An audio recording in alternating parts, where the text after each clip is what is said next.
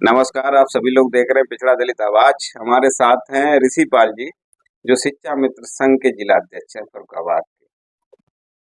शिक्षा मित्रों का दर्द इनसे बेहतर कौन बता सकता है, तो इनसे पूछना चाहेंगे कि शिक्षा मित्र लोगों के क्या हालचाल। बहुत अच्छा सवाल किया है। और सबसे पहले हम बधाई देते हैं आपके चैनल को और आपको कि कम से कम एक ऐसा चैनल जो शिक्षा मित्रों की बात को, दर्द को जानने की इच्छा जाहिर की है। बहुत बहुत बधाई। पिछले 22 वर्षों से शिक्षा मित्र प्राथमिक शिक्षा की रीढ़ बन करके काम किया, और जब पिछली जो बारी बारी से जो सरकारें आई उन्हें लगा कि ये शिक्षा मित्र बहुत बेहतर काम कर रहे हैं, तो उन्हें महसूस हुआ कि इन्हें इसका पुरस्कार मिलना चाहिए। और उन्होंने धीरे धीरे, किसी ने प्रशिक्षण दिया, फिर किसी ने मानदेय बढ़ाया और मानदेय बढ़ाया, फिर प्रशिक्षण दिया। प्रशिक्षण के बाद में एक समय आया हम लोगों की मेहनत के दम पे कि इनको अब एक सम्मानित दर्जा दिया जाए, एक शिक्षक का दर्जा दिया, और शिक्षक का दर्जा मिला हमको। शिक्षक का दर्जा मिला, वैसे ही हम लोगों के साथ राजनीति शुरू हो गई और हम लोग राजनीति का शिकार शुरू हो गए। और वैसे ही इतना बड़ा षड्यंत्र रचा गया कि कुछ लोग हाई कोर्ट चले गए हमारे खिलाफ। मतलब पिछले हम तमाम, हमारे ऐसे गुरुजन हैं जो मिडिल पास या मैट्रिक पास और अनुभव के आधार पर प्रधानाध्यापक पद से रिटायर हुए। शिक्षा मित्रों पर प्रश्न किया जाता है कि नहीं, ये तो अयोग्य है, जबकि समायोजन जो शिक्षा मित्रों का हुआ, स्नातक बीटीसी और नियमावली में संशोधन करके समायोजन हुआ, ना कि नियुक्ति हुई। अगर नियुक्ति होती संवैधानिक रूप से तो हमें उस समय टेट का जरूरी हो जाता, क्योंकि समायोजन किया गया, एक साथ समायोजन किया गया, नियमावली में संशोधन करके किया गया, तो कोई किसी को परेशानी नहीं होनी चाहिए। लेकिन इसमें जो है राजनीति हुई है, और हमें जानबूझ करके 17 में माननीय सुप्रीम कोर्ट में अधम पैरवी जिसे कहना चाहिए, और जो हमारे हमारे साथ जो चलने वाले लोग होते हैं, जैसे जो हम जिस व्यवस्था में, उन लोगों ने अदम पैरवी करके और हमें हरवा दिया। आप सोचिए, एक साथ 1.5 लाख शिक्षा, 1,72,000 शिक्षा मित्रों की नौकरी चली गई 2017 कितने दिन नौकरी? 15 में समायोजन हुआ और 17 में, और तब तक हम लोग कोर्ट के चक्कर लगाते रहे। एक भी पल सुकून नहीं मिला। बराबर विद्यालय गए, बराबर विद्यालय में जाकर के आप सोचिए, इस उम्मीद में शिक्षा मित्र ने उम्मीद नहीं छोड़ी, और उस उम्मीद में अपने पूरा यौवन काल, 20 वर्ष का यौवन काल होता है शिक्षा मित्र का, किसी भी आम प्राणी का 20-22 साल, 25, पूरा यौवन काल लगा दिया इंतजार में कि किसी न किसी दिन सम्मान मिलेगा। और जब सम्मान मिला तो राजनीति हो गई। अब वही पद हमारे जो थे, उसी जगह पे 2 भर्तियां हो गई। आप सोचिए, 17 से लेकर के अब 24 चल रही है, 10,000 मानदेय से एक भी पैसा हमारा नहीं बढ़ाया। एक मिनट रुकिए, एक सेकंड। जो सरकारें शिक्षा मित्र को शिक्षक नहीं मानती हैं, शिक्षक नहीं मान रही हैं, लेकिन आंकड़ों में जो रेशियो होता है छात्र और टीचर का अनुपात, उसमें वो दिखा देते हैं कि शिक्षा मित्र हमारा स्थायी है, बच्चों को पढ़ा रहे, रेशियो में दिखा देते हैं, और शिक्षा मित्र को शिक्षक नहीं मानते। ये सरकार, यही तो 2 पहलू है। गिनती में तो हम हैं कमजोर, व्यवस्था से अलग हैं, कमजोर हो, लड़ नहीं पा रहे सरकार। ये एशिया का सबसे ताकतवर संगठन था शिक्षा की जगत में, शिक्षा मित्रों का। एक संविदा कर्मी से और शिक्षक हम लोग बने, संगठित होकर के बने। लेकिन अब हम लड़े और मांगे तो कहाँ मांगे, 15 कोई में सुनने वाला नहीं। 15 में आपको नौकरी मिलती है, 17 में चली जाती है। 15-17 में सरकार किसकी थी? शायद अखिलेश यादव थे। इन्हीं ने तो आपको शिक्षक बनाया 2 साल में अपने, और 17 में चले गए। इसके बाद आप रिपीट क्यों नहीं कर पाए? वही तो मैं कह रहा हूँ, राजनीति का शिकार हुए।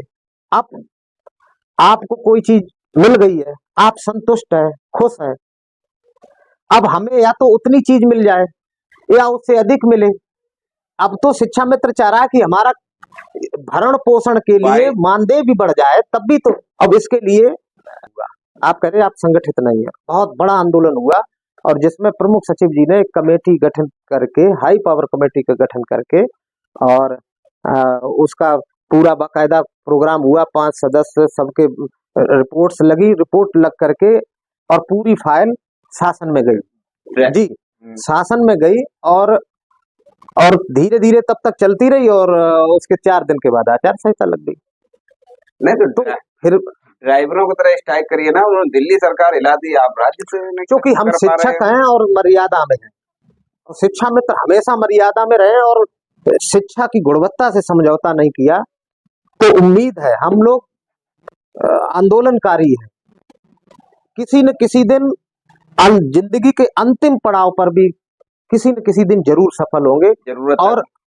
जरूरत अभी आपको होगी, अभी आपको नहीं होगी कि हमारी 25-30 हजार रुपए तनख्वाह हो, सैलरी हो, जिससे हमारे बच्चों की शिक्षा अच्छी मिल सके। कि महंगाई बहुत शिक्षा पे होती जा रही है। बच्चे आपके कौन से स्कूलों में पढ़ रहे हैं?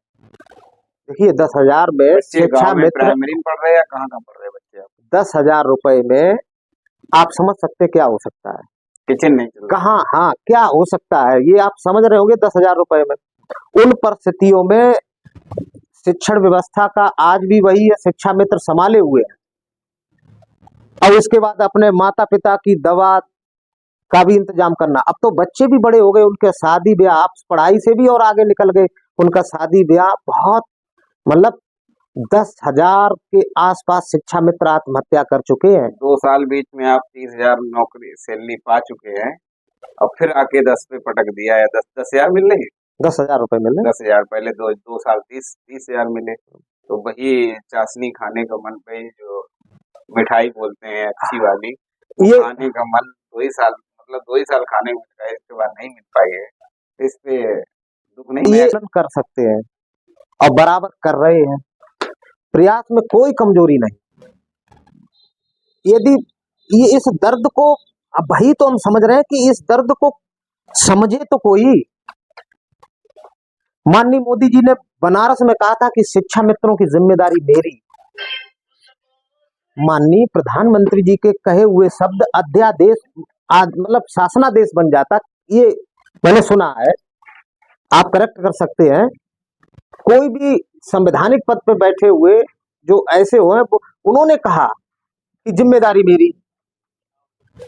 18 में मोदी जी ने तो बहुत जिम्मेदारी ली, 2 करोड़ रोजगार लिया था, 15 लाख रुपए लिया था जिम्मेदारी, बहुत जिम्मेदारी ली। हमारी तो बातें छोड़ दी, हमारी तो पूरी नहीं की, किसी की नहीं की ना भाई। 2 करोड़ रोजगार किसी ने वो नहीं दिए, 15 लाख क्या सबके खाते में आ गए? मोदी जी की बातें लगा, हम क्या कर सकते हैं। लेकिन हमारा प्रयास जारी है और हम लोग अंतिम सांस तक प्रयास जारी रखेंगे और उम्मीद है हमें अपने वर्तमान सरकार से, वर्तमान समय में आप एक करेक्ट कर दें, जो फाइल हमारी अभी शासन में है, माननीय मुख्यमंत्री जी के पटल पे है, और मुझे पूरी उम्मीद है। एक कहावत है, संत का वचन फीका नहीं पड़ सकता है। मोर वचन चाहे पर जाए फीका, संत वचन पत्थर खिली का।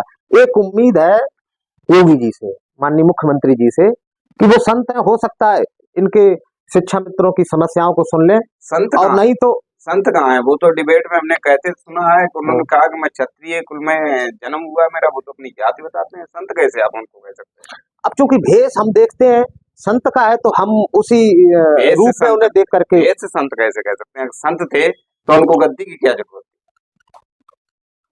अगर संत हैं तो ये आप कह रहे हैं, लेकिन हम चूंकि भाई इस समय आपने संत कहा है, तो संत की ये भाषा होती क्या, बताइए। चूंकि संत के भेष में है और पावर में है और मुख्यमंत्री है, तो हमारी अब उन्हीं से ही मांग होगी।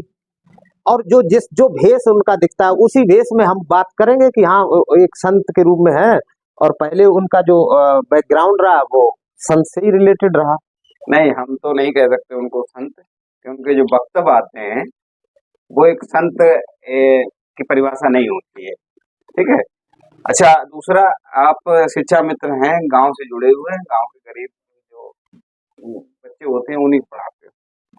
इस समय 24 का चुनाव है, ग्रामीण क्षेत्र का क्या माहौल है इस बार? देखिए, हमें शिक्षा मित्रों के माहौल के बारे में मालूम है, समाज का नहीं हम मालूम।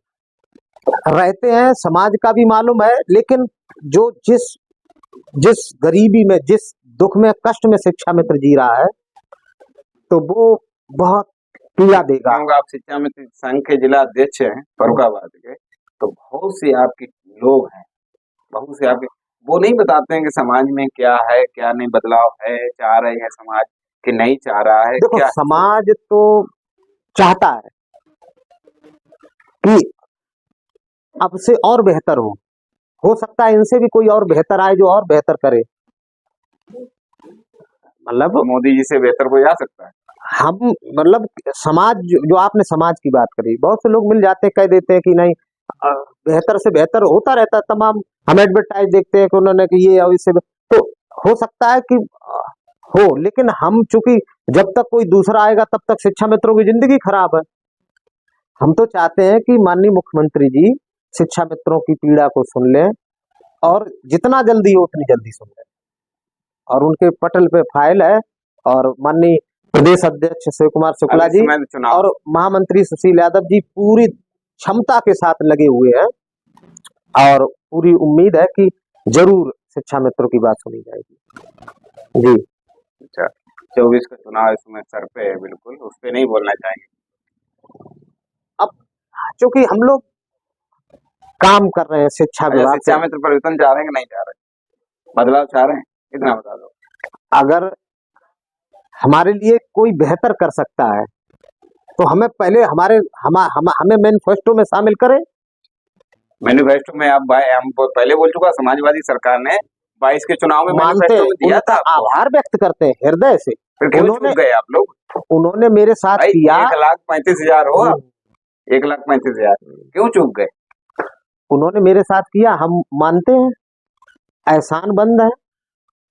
उन्होंने हमारे साथ मैनिफेस्टो में किया, उन्होंने वादा पूरा किया, तो वो उनकी छवि है इस तरीके की कि उन्होंने मेरे साथ पूरा किया, उन्होंने अपना वादा पूरा किया, मैनिफेस्टो में ऐड किया, लेकिन आप लोगों ने अपना वादा पूरा नहीं किया। नहीं, ये कैसे कह सकते हैं? जब आपने कहा मैनिफेस्टो में शामिल करो, तो मैनिफेस्टो में कर चुका कोई नेता? देखो, किसी एक विशेष संगठन से कोई सरकार न बन सकती न जा सकती है, जो ये स्वाभाविक है। आपको यदि कोई लाभ देगा तो आप रिटर्न बैक करेंगे, इसमें कोई दबाने की बात नहीं, जरूर रिटर्न बैक मिला। चलते चलते कुछ तो बता दीजिए, फर्रुखाबाद में क्या बदलाव है कि नहीं, कुछ तो बताइए। अगर आपकी इच्छा है, आप चाहते हैं कि कुछ हो, तो हम भी चाहते हैं कि ऐसा ही हो। मैं आपसे पूछना चाहता हूं, आप शिक्षा में संघ के जिला अध्यक्ष हैं, कुछ तो आप हम शिक्षा से संबंधित 10 साल से सांसद जी हैं, तो 10 साल से हैं, पब्लिक उन्हीं से संतुष्ट है या नया चाहती है, इतना बता दो, नया या पुराना? देखो, सांसद जी व्यक्तिगत तौर पे बहुत बहुत बढ़िया है, अच्छे हैं।